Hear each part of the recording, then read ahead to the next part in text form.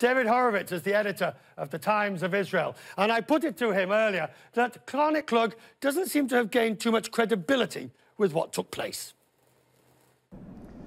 Well, I'm not sure. I mean, it's certainly embarrassing for the Prime Minister and the Finance Minister. As recently as 4 or 5 days ago, they were saying this woman is not getting the job.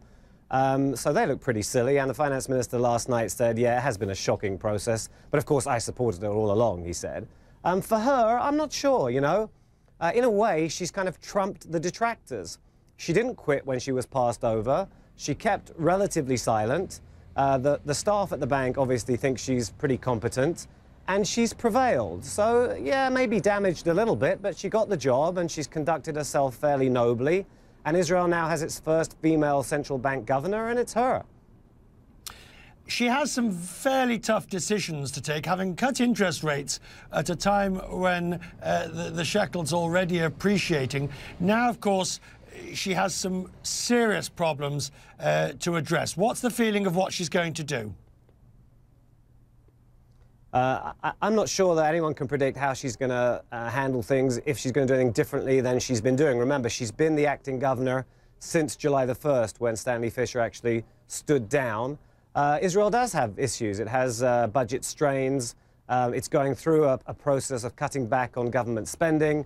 But, you know, jobless levels are not too bad here. She will want to try and do what she can to help create jobs. You have a widening gulf in Israel between the top decile and the bottom decile. I think America's is worse, but Israel's is growing faster than that in the United States. We've transitioned in Israel over the years from an agricultural economy to a very much high-tech economy, and that has meant that a lot of people are being left behind. We're in a period now of factories facing closures. Israel's biggest company, Teva, recently announced that it was planning some layoffs, may be rethinking some of that. Right. But you're right, there are lots of challenges, and she'll have to grapple with them.